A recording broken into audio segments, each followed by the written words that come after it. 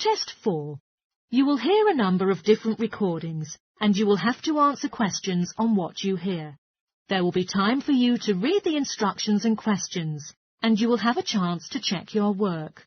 All the recordings will be played once only. The test is in 4 sections. At the end of the test, you will be given 10 minutes to transfer your answers to an answer sheet.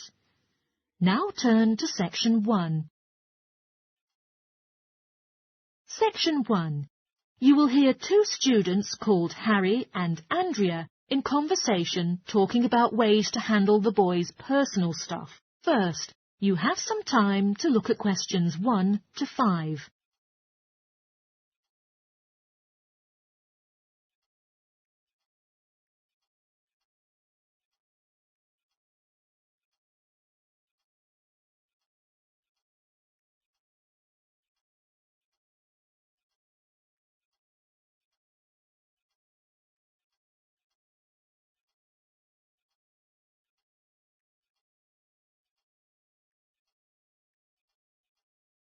Now listen carefully and answer questions 1 to 5. Hi, Andrea. The exams are over. How are you feeling? It's fantastic that they've eventually ended, isn't it? And every morning, more sleep. What about you? Well, I've also been sleeping a lot recently, but I have many things to handle before I leave for England. Perhaps you can help me with it.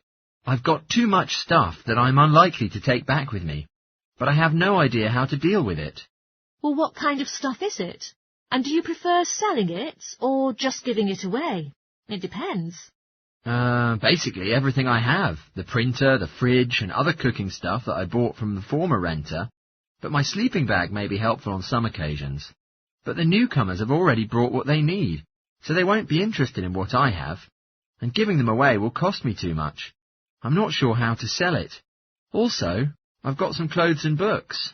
Why don't you just take those with you?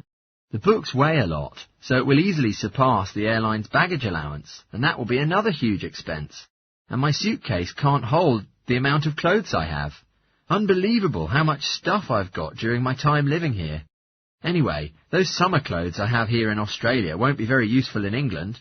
I understand. Well, there is something you can do. First of all, you can put up notices around the campus about the books. You know, in the Student Union building and the Economics department, there are many notice boards. And also, any places that second and third year students will see them. People always want to buy cheap textbooks. Good idea. But what should I write on the notices? Just list the titles and authors of the books, and also with the price you want to charge. Also, some basic information about you, of course, like your name, phone number, and also some little tear-off pieces of paper. Sounds great. And what about the furniture? You could try to put on notices about furniture too, but normally students won't be around all summer, so they may have no interest in buying furniture now. You may also try a second-hand shop. The store will send someone here and give you a free quote. Then you decide whether you want to make a deal, but usually you can't expect a really rewardable price offer. Before you hear the rest of the conversation, you have some time to look at questions 6 to 10.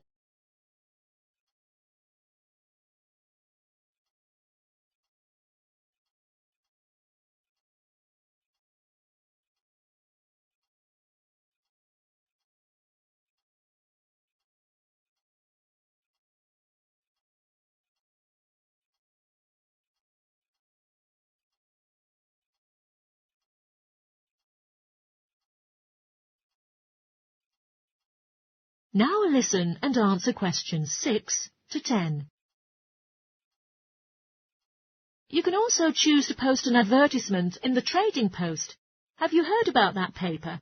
Every week it comes out with advertisements people place about what they want to sell, but you have to pay to have your notice in it, and then wait for calls.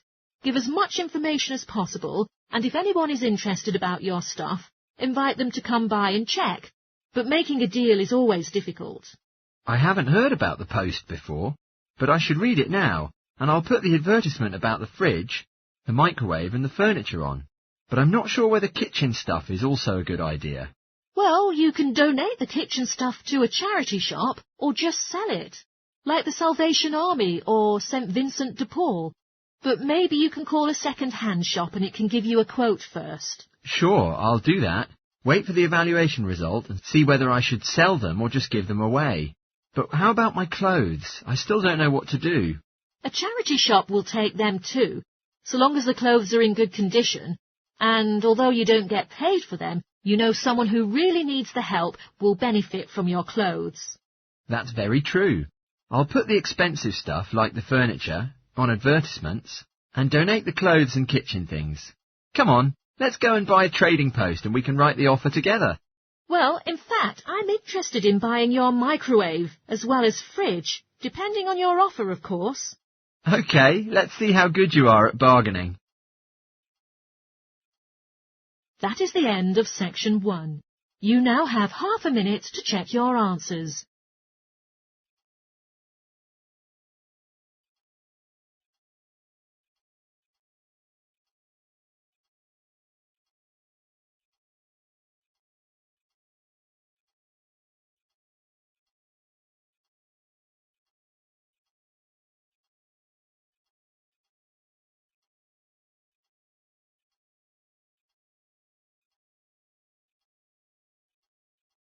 Now turn to section 2.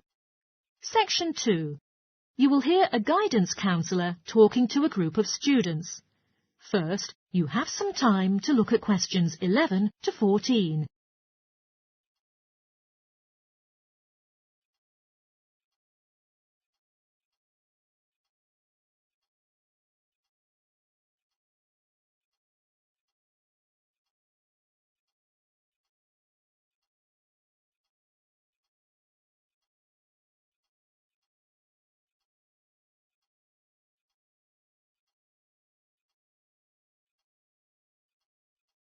Now listen carefully and answer questions 11 to 14. Good morning, boys and girls.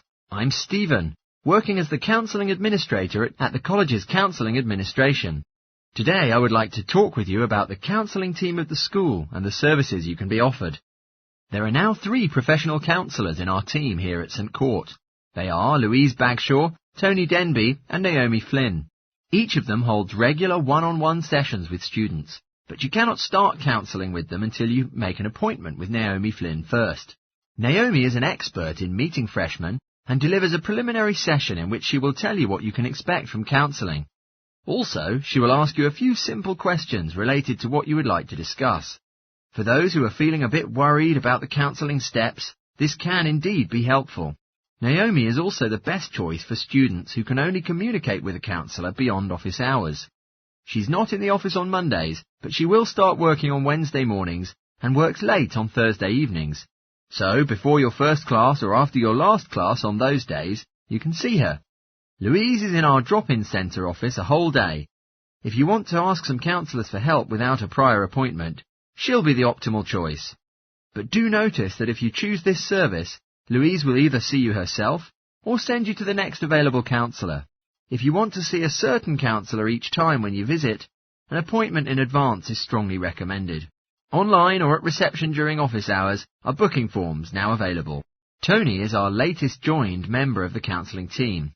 He's the sole male counsellor and has a solid foundation and expertise in stress management and relaxation techniques. Anyone who is trying to handle anxiety is encouraged to see him. A variety of techniques like body awareness, time management, and positive reinforcement will be introduced to you by Tony to help you address this problem. Before you hear the rest of the talk, you have some time to look at questions 15 to 20.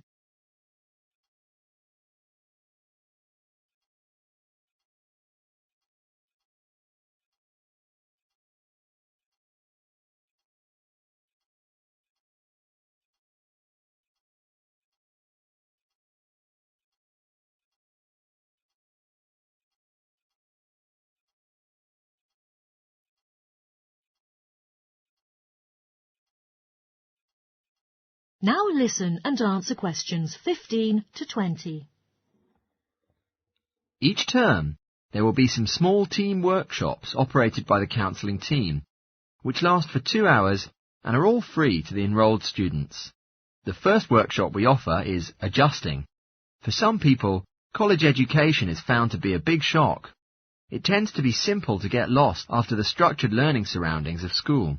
Therefore, what is essential for academic success will be shared in this workshop. As anticipated, this offering is targeting first-year students.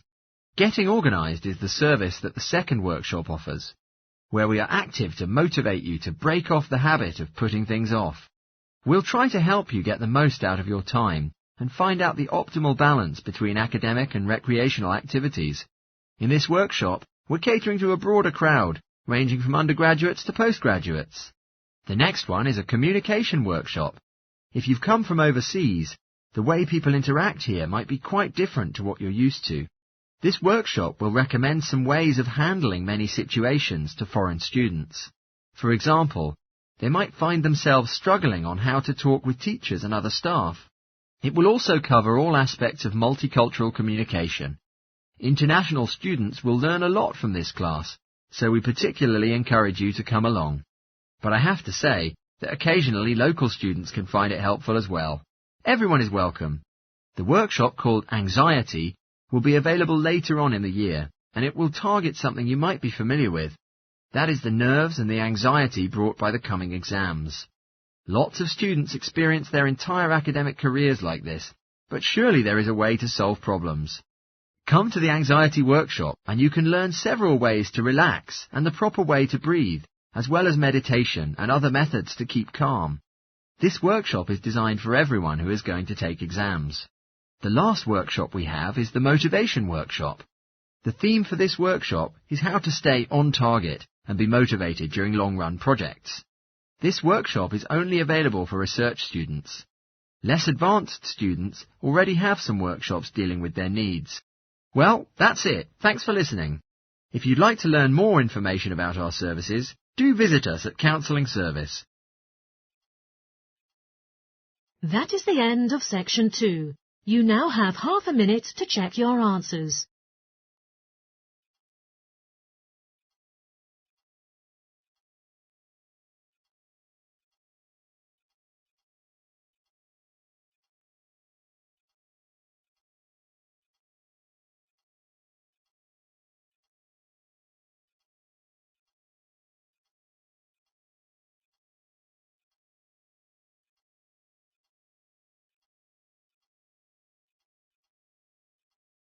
Now turn to section 3. Section 3. You will hear 3 students called Bill, Irene and Jen talking about their experiment preparation they are doing together. First, you have some time to look at questions 21 to 25.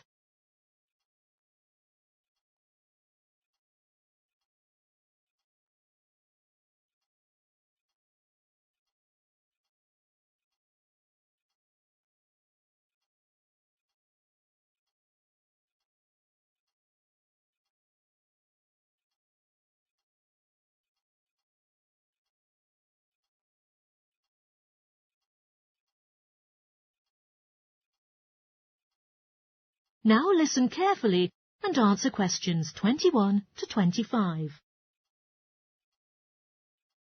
Oh, hi Jen and Irene.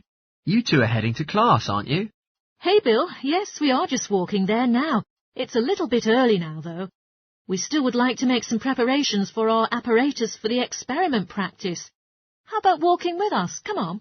Of course, it's really great to catch up. How's it going with your experiment? Have you already chosen the subject you're going to test yet? To be honest, so far it's going well, and we're now serving as the laboratory partners responsible for conducting the test. Also, we've decided to test the impacts of the gravitation force on a variety of objects with a number of densities. Interesting indeed, but surely plenty of work for you to do. During the last 2 weeks, I've been thinking of and planning the test, and eventually did it yesterday. Goodness, Irene, your hard work really left me with a deep impression. Frankly, I'm into chemistry so much, so for me it's not very much like work. Whenever there is a little free time for me at the weekend, I'd like to spend it in the laboratory on my experiment. which almost feels like a second home to me. What about you, Bill? Which partner are you currently working with? Me and Kim, we were partnered by the tutor. I've never worked with him before, so I was worried at first that he wouldn't do that well in the lab work. But it turns out he's so capable. I've noticed that he's always very well dressed. Yeah, we share the same tastes in clothes. He's very stylish, but that doesn't keep him from getting his hands dirty. He works very hard and makes significant contributions, which I really appreciate. It's great that you and your partner get along with each other well, which I think will bring much more pleasure to your experiments when both of you work well together. What do you think of the other people in our group? Most boys are really good at maths, which is really helpful when it comes to calculations. Irene is also good at maths, so she contributes a lot because she can do all the equations. I am mainly responsible for all the writing parts, since she finds it difficult. Without help between our partners, we'd probably fail. It can't be too true, and I'm so pleased that we've nearly completed it. Only because you finished the data analysis. Come on, Jen, you give me too much credit. I'm so happy that Linda has not been my partner again. In the last experiment, Jen and I were grouped with her, which was really like a nightmare. Yeah, though she always submitted her part of the group work on time, she never took her phone with her, so it was unlikely for anyone to reach her, and vice versa. We were quite annoyed at her attitude, but she was such a hard worker in all fairness, because she realised the amount of work that would be needed to get a high score. Jen is so hard-working, in fact. She has been invited to work on the professor's individual project. Wow, really? That's amazing. Congrats. Do you know why he picked you? I thought that was just because I was closer to him, but he told me that he was impressed with me always completing reading assignments in time for class. I bet you will be really popular among the other students when they find out. All of them want to hear about the project. Before you hear the rest of the talk, you have some time to look at questions 26 to 30.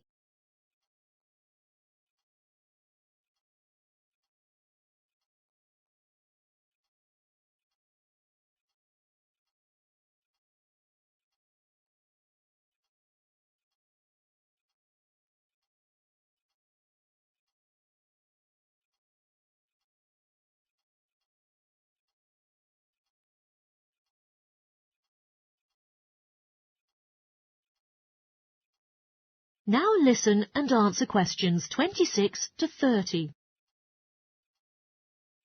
You can distribute tasks to everyone, so all of them will get a chance to take part in it. It actually sounds quite good. Could you help me decide who to assign each task to? Sure.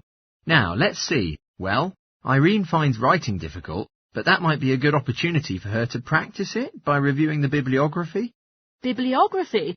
I think maybe a bit too long for me, so the methodology would be a better choice. Sure, that makes sense. Bill, you said that Kate is a hard-working girl, so I think she could be given the conclusion part, as it requires plenty of effort. OK, sure. And I know that Kylie hasn't been feeling well recently, so she could be tasked with the abstract and the acknowledgement, for there is very little work involved. Jen, would you like to do the literature review part? Basically, there is a lot of work to do, but I believe you really enjoy writing, so I think you'll do a good job. Sure, sounds great. Right. So now bibliography and the discussion are left to assign. I think Linda will be struggling with the referencing, considering the amount of work. So perhaps I will take care of that task, and she could do bibliography. That's great, guys. Thanks for your help. I'll tell the tutor when he arrives. That is the end of section 3. You now have half a minute to check your answers.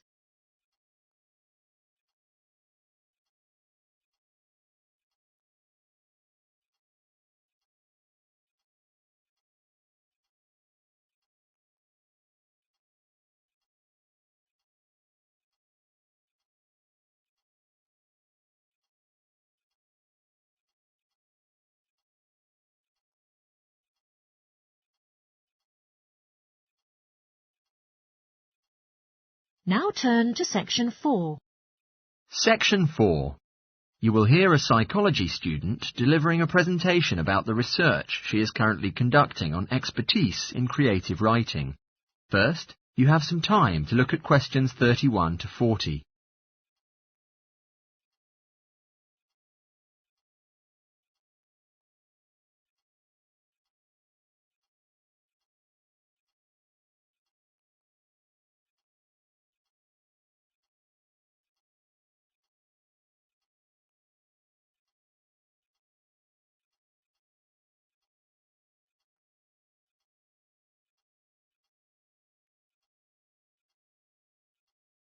Now, listen carefully and answer questions 31 to 40. Good morning, everyone.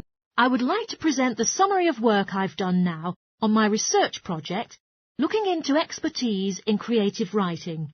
More importantly, I'm going to share with you the procedure I underwent to collect my interim findings. First, I think you should all know something about my relevant background information. Before I started my current degree course in cognitive psychology, I studied English literature, and, as you can imagine, this meant I spent a great deal of time thinking about the notion of creativity and what makes people develop into successful writers. However, the idea for this research project resulted from a very specific course. I became fascinated with the idea of what makes an expert creative writer. When I read a well-known 20th century writer's autobiography, I won't say which one at this stage, because I think that might prejudice your interpretation. Anyway, this got me thinking about the different routes to expertise. Specifically, I wondered why some people become experts at things while others fail to do so, in spite of the fact that they may become equally gifted and work equally hard. I started to read about how other researchers had explored similar questions in other fields.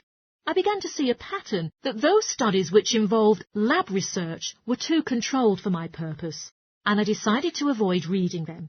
I was quite surprised to find that the clearest guidance for my topic came from investigations into what I call practical skills, such as hairdressing or waiting on tables. Most of these studies tended to use a similar set of procedures, which I eventually adopted for my own project. I'll now explain what these procedures were. I decided to compare what inexperienced writers do with what experienced writers do. In order to investigate this, I looked for 4 people whom I regarded as real novelists in this field, which proved easy, perhaps unsurprisingly. It proved much harder to locate people with suitably extensive experience who were willing to take part in my study. I asked the first 4 to do an SAT writing task, and as they wrote, to talk into a tape recorder, a technique known as think aloud. This was in order to get experimental data. Whilst they were doing this, a research assistant recorded them with video. I thought it might be helpful for me and my transcriptions later on. I then asked 4 experienced writers to do exactly the same task.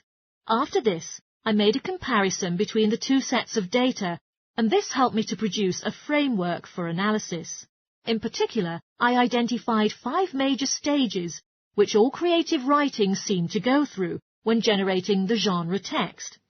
I think it was fairly effective, but still needed some work, so I intended to tighten this up later for use with subsequent data sets. And then I wanted to see whether experienced writers were actually producing the better pieces of writing. So I asked an editor, an expert in reviewing creative writing, to decide which were the best pieces of evaluations. I was then able to work out which sequence of the 5 stages seemed to lead to the best writing. Now, my findings are by no means conclusive at this point. I still have a long way to go, but if any of you have any questions, I'd be happy to answer them.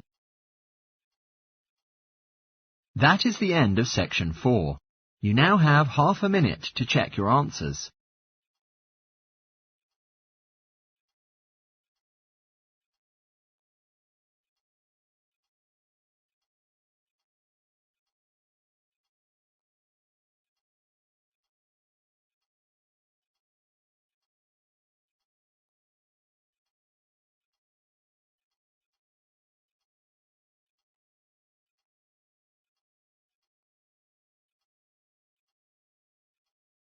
That is the end of the listening test. In the Ielts test, you will now have 10 minutes to transfer your answers to the answer sheet.